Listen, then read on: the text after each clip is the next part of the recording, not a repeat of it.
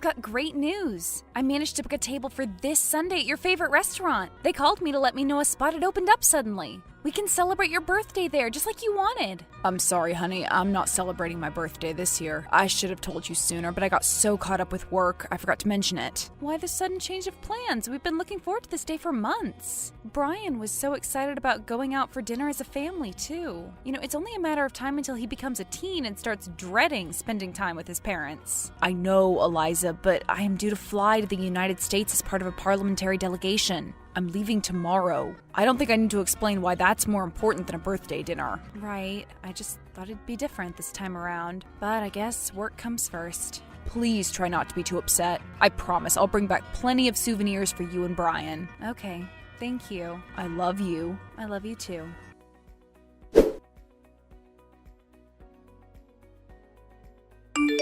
Did he leave? Yes, he left this morning.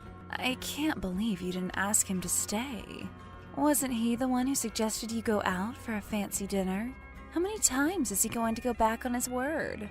Don't say that, Courtney. He's a busy man. It's not like he's going on a vacation. It's official business. You keep making excuses for him. When is he ever at home anymore?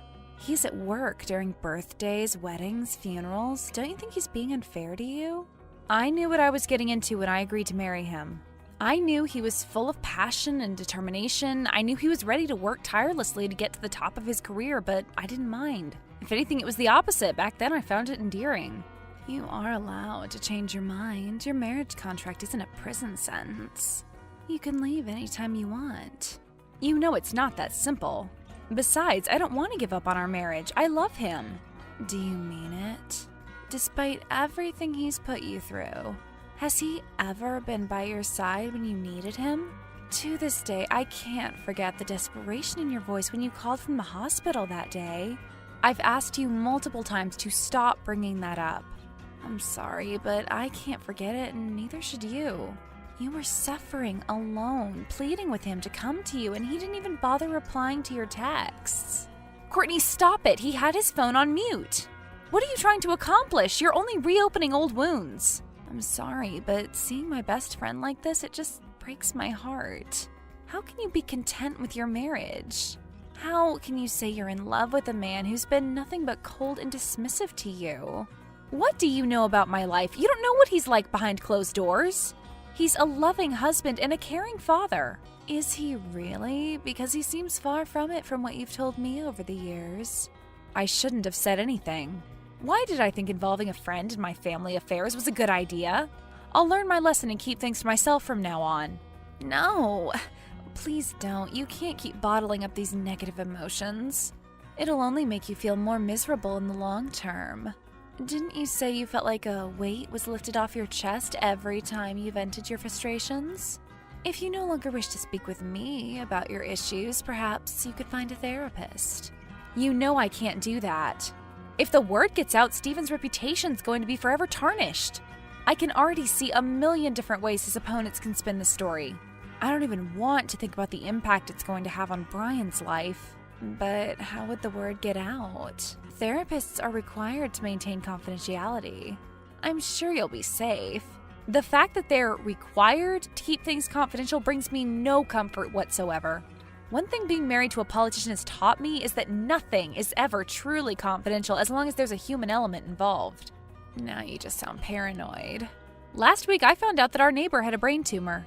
I am sorry to hear that, but what does that have to do with therapy sessions? The family has decided to keep it a secret for the time being. Nobody mentioned it to me. I just found out about it. I see. I don't want to lose your friendship, Courtney. You're the only person, apart from my husband, who I can trust completely. Please try to be a bit more understanding about my situation. And please try to be more supportive of our marriage. Okay, I promise I'll try. I guess his workload's bound to decrease eventually, right? Right. I just thought of something crazy. I don't know if I should tell you, though. I doubt you'd have started if you weren't planning on continuing. Just tell me what it is. You want to get closer to your husband, right? Of course I do. Remember how you said your relationship has started to feel somewhat dull? I do, but hearing you say that somehow makes it seem worse. Well, what if you did something exciting and spontaneous to spice up your marriage? As long as that something isn't inappropriate, you know Brian is a light sleeper. Don't worry, it'll only be as inappropriate as you want it to be. I don't like where this is going. Okay, hear me out. What if you paid him a surprise visit on his birthday? You know which hotel he's staying at, right? That's actually not a terrible idea. He's staying here. Is that a veiled insult? What? Never! Anyway, I guess I could ask our nanny to stay overnight, but won't he be confused to see me show up out of nowhere? He's going to be out and about during the day anyway, and he'll probably be exhausted when he returns to the hotel room. He's going to be out of the hotel room all day? That's even better. Why?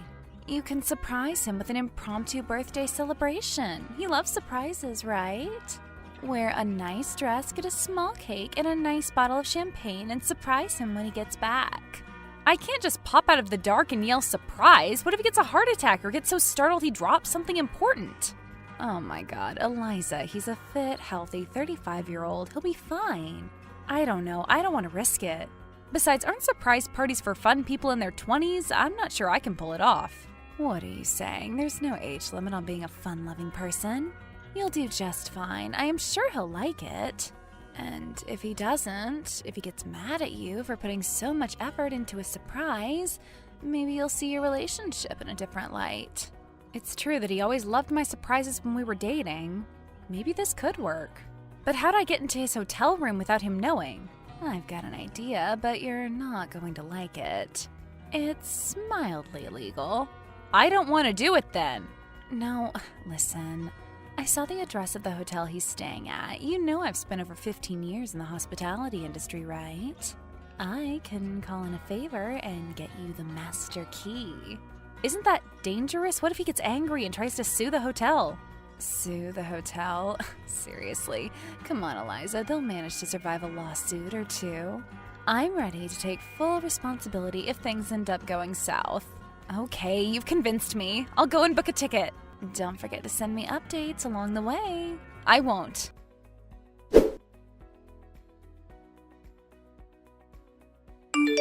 I'm here. I can't believe your plan worked. I've put the cake and the champagne in the fridge since I'm not sure when he'll be coming back.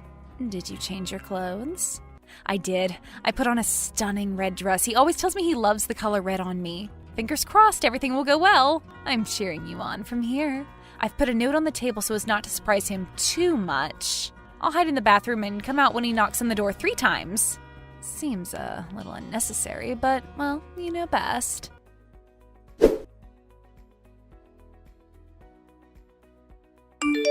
I think he's coming in. I'm so anxious. It'll be fine. Just get ready to wow him. Oh, I don't think he's alone. What do you mean? Isn't it a bit late to host guests? Can you tell who it is? I'm not sure, but she does have a familiar voice. I think I might have heard her on TV once, though right now she doesn't sound as stern. Well, she's probably just one of his colleagues. I don't think they saw the note. They headed straight to the bedroom. I can hear them a bit more clearly now. They sound very cheerful. I can even make out her name. He's calling her Vanessa. Are you sure you heard that right? Vanessa? Yes, I told you they're standing right in front of the door. Eliza, please open that door immediately or lock it, and I'll find a way to get them out of the hotel room. Why? Do you know who she is? If that's who I think it is, it's better if you open the door right away. Oh, they've stopped talking, but I can still hear them kissing? I can't believe this. He's cheating on me. I wonder how long this has been going on. I'm going to go out there and confront them. No! Please, just wait a moment. I'll call the front desk and get them to leave the room somehow. After that, you can grab the cake, the note, and the champagne and leave quietly. Why would I leave quietly? I can hear them through the door. This is torturous. Trust me, it's better this way. I'm going to confront them. Eliza, wait. Eliza.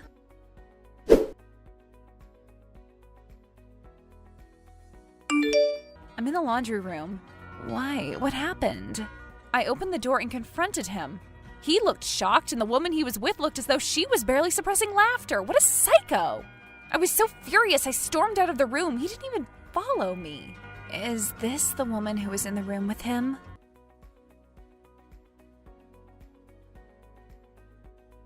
Yes, I think so. Her hair looked a little bit different, but it was her. It's just as I thought. The woman your husband was with is his political rival, Vanessa Meyer. What? Are you sure? How come I've never heard of her? I'm positive. She came onto the scene about a year ago and has been working out of the public eye. It's best if you don't do anything rash. She's said to be an ill-tempered, cold-hearted control freak with no empathy. Not a single one of her subordinates enjoys working for her, and the general public can't stand her either. Yet it's rumored that her party wants her to run as presidential candidate next year. Can you believe that? You can't be serious. If all that's true, how's she not out of a job by now? Her family's extremely wealthy, and I guess she has the right connections. I don't get it. How do you know all this insider information? You know my brother-in-law, right? He's the one who told our whole family about her during a drunken rant.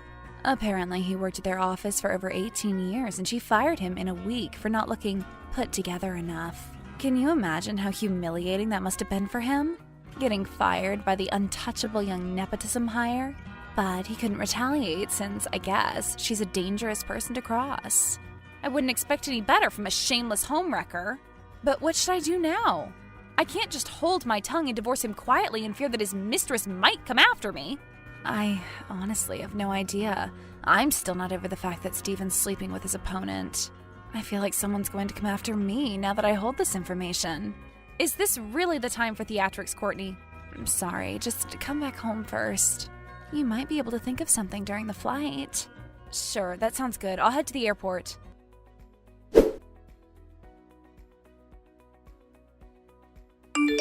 Honey, where are you? Are you still at the hotel?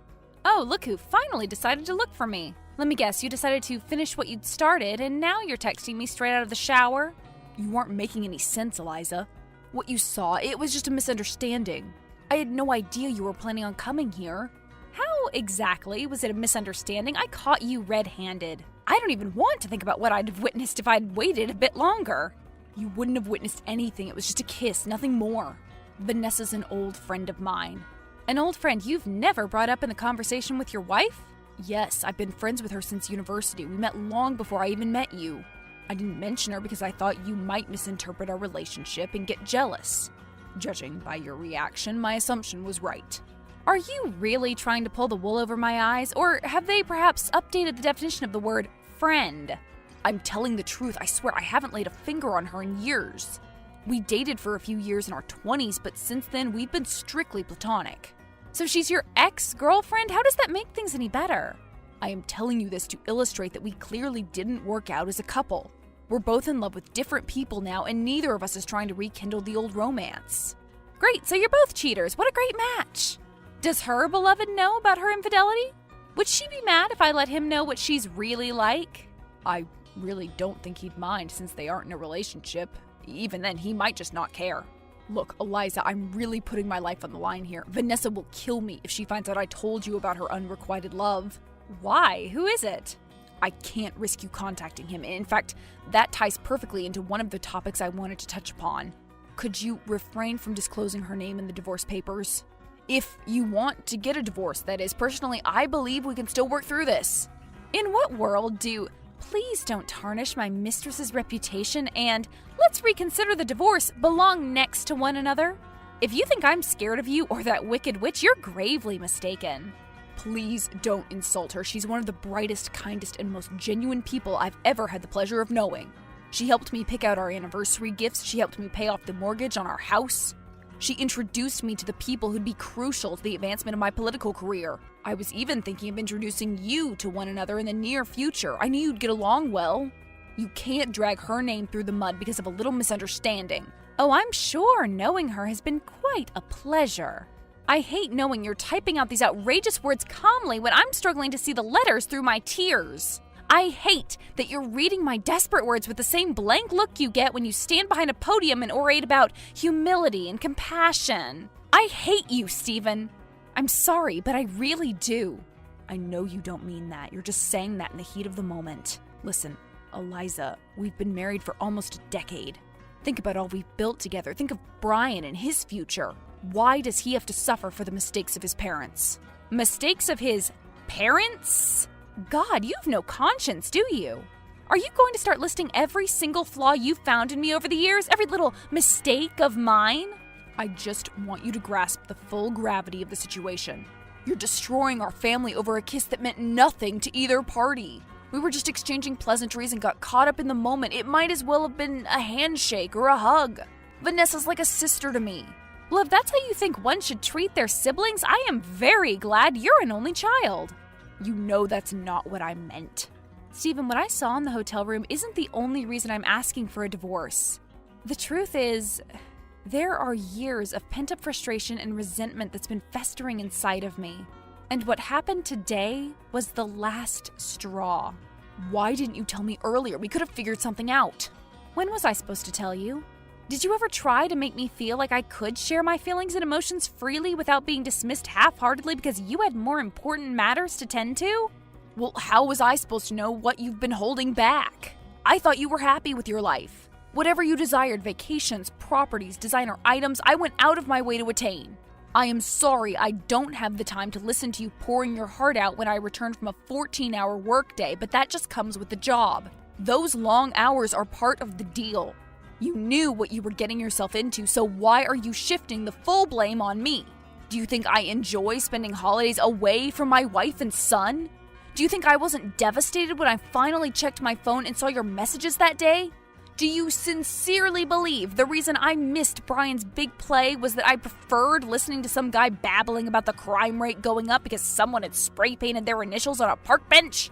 I am working day and night because I believe in time the work I'm doing can benefit not just the three of us, but the whole country. Please stop. It's too much. It's too late for us. Our relationship, it'll never get better, nor will it ever be the same. So this is final. You really want us to get a divorce? I need some time. Once I get home, I'll think everything over and let you know what I've decided. I understand. Please know that I really do love you. And please think about what I said about Vanessa. She already has a lot on her plate. She doesn't deserve to be punished for trying to cheer me up. You really can't let us end on a good note, can you? Fine, I'll think about it, but I can't promise anything.